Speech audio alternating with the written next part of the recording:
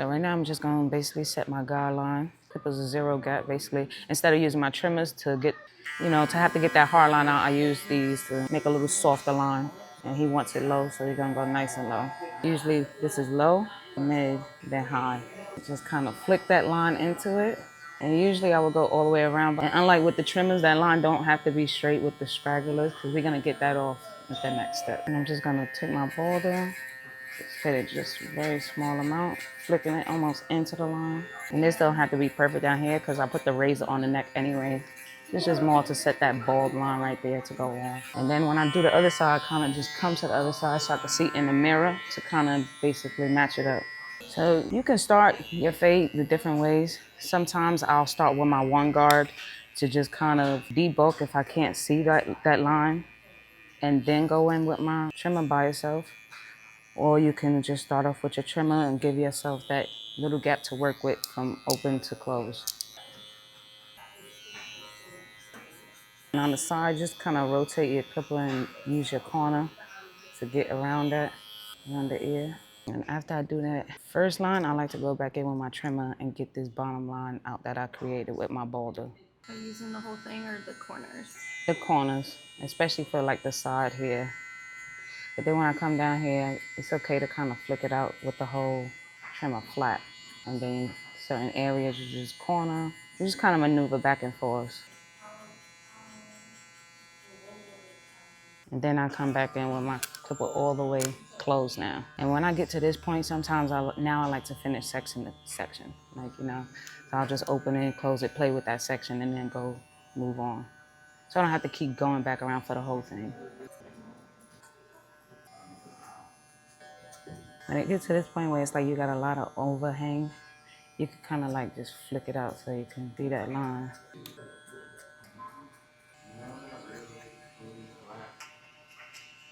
And again, it don't have to be perfect right away. That's what details is for after. It's just basically setting your fade. What makes hair good for a fade? Like having a lot of hair grains and not like a whole bunch of calyx. So he has a lot of hair grains to blend. So it'll make it easy to blend, especially when you go more up into his hair. More at the lower, you see it gets a little thinner. That's when it gets a little bit more difficult to blend, but the more hair, the easier to blend. So like the more hair follicles. You're just blending in the sides with the half? Yeah, no, it's no guard. No guard? Yeah. All the way open? Yeah. And then when I put the other, actually don't want nothing taken off. He just wants his fuzzies, so I'm kind of just blending it into the fuzzies. So I start with it closed, just do a little piece and click down, another little, just a little, and just click down. And then once it's all open, you could just kind of go over and blend everything together. I'm gonna go with a 2, get all that bulk off. So when you start going up in your guards, you want to change your tool to like a comb. A brush is for more fade and getting all the dirt off and stuff like that, but the comb you kind of need it to separate that hair. So when you go up with your guards, you switch out to a comb. And I'm basically just getting the bulk off of this so I can fade up into it from the 1. And are you flicking out when you're doing it? Yeah. What does that help you do? Also get out the bulk and not have like a solid line up there.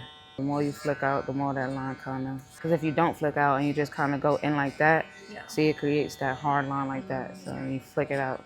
His hair is kind of thick, so I'm gonna change these clippers out.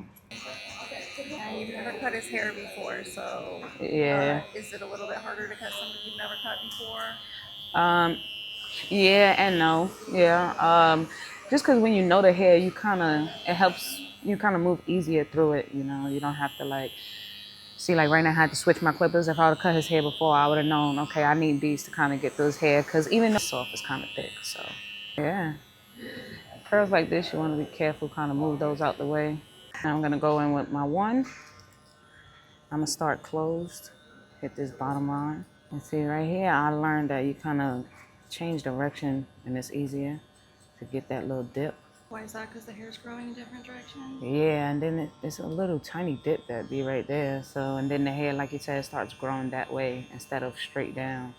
So you gotta cut with it now. See how this is coming that way? Just kind of come up this way. And that's why I hold the ear out the way so I won't be hitting it while I'm boom boom. I like to open it 2 clips and just go more up into that line. And then we'll hit the bottom here with that half afterwards, get it out. And sometimes you don't even need the half. Like you can literally just take your guard off and kind of just come from the bottom, stick up into it. How much pressure are you using right now? Are you Like really, no, really kind of light. I'm kind of just like gliding across, using this as like my thing and just really like softly gliding across, but applying pressure on like certain dark spots I see is when I apply the corner a little bit more. Kind of light pressure. Especially the more you go up, you kind of just flicking it and just real softly getting those little dark spots out. You don't even really need a half if you didn't want to, but of course, you know, that takes practice to do it without the guard. These sides is always so much easier to blend than the back. I don't know. The sides, they just blend like boom, boom, boom, done. The back take more work. I think maybe like the angle too. Like maybe just coming from the side like that instead of. All right, I'm gonna hit it with a 3 real quick. That extra buck off. With the curls, you can kind of like go down a little bit, get that buck off, and then go up and fade it in. And why are you going down first? To kind of like lay the hair down, get all those bulky curls off of that line that I need. Because if I go up, it's just gonna like keep pushing the fade up. So I'm just lay it down a little bit so I could see what to fade.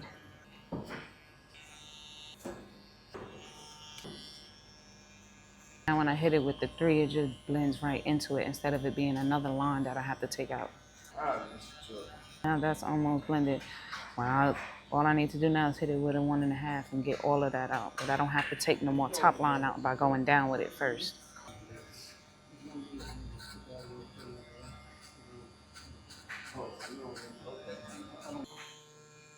I'm just gonna hit this with a 1.5 just to kind of blend everything in together.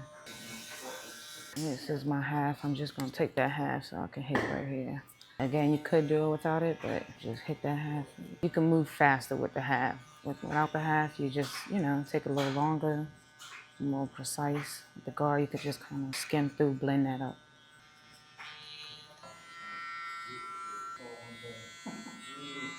Mirror really helps. So I would say use the mirror a lot with the beard. Kind of keep them facing forward and work with the beard. And then with the stash, to get these hairs off, kind of like to pull my comb up under it a little bit. And then get those excess hairs. Kind of like basically get all that bulk off of there. Especially when a beard is thick, you can really see the difference when you do that. And hold your lip down for me. All right, you can let it go. And go right at that. You want to go right at that lip line. Right a little bit above it. For this corner, I usually kind of just pull it out and stretch that skin. You don't want to press too hard on this because you mess around and take a whole bunch off. You're taking just the little scragglers that's outside the comb. You can let it go.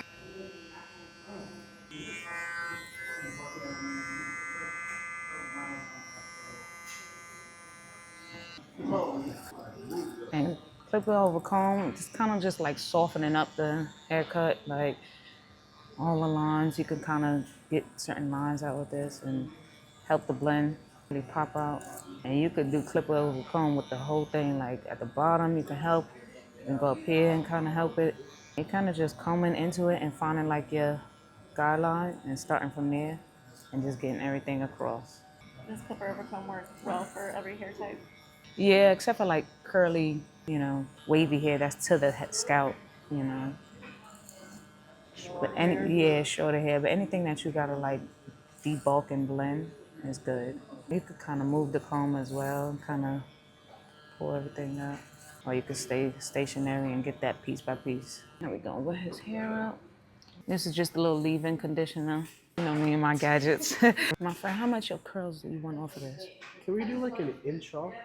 You want like an inch off the curls? You still want an inch off of that? It actually looks really nice like this. I actually really like I like it this. like that. So I like to use the comb to kind of line it up and it gets the scragglers off while I'm making the line. So it makes it look a lot more straighter. I could just go over that and make it nice and straight. When cutting the beard, you kind of want to make sure you come like this and get the scragglers. You don't want to just go straight to the line because you kind of miss everything that's right above it. So I kind of like to come a little bit above and get all the scragglers that's hitting that line.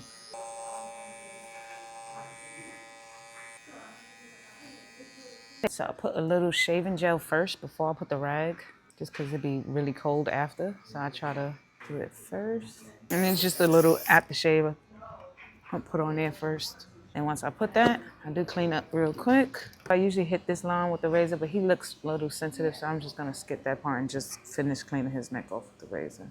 For shaving gel, shaving cream. Gel. Just because I can see exactly what I'm doing. And a lot of people got moles and stuff on their necks. So with the cream, you can't really see. And then the shaving gel, like I said, I could put it on before, put a nice little coat on before I put the rag. And it still kind of stays. It's still there for me to work with. It's perfect. Yeah? This is exactly what I want. Yeah, you look good. You look nice.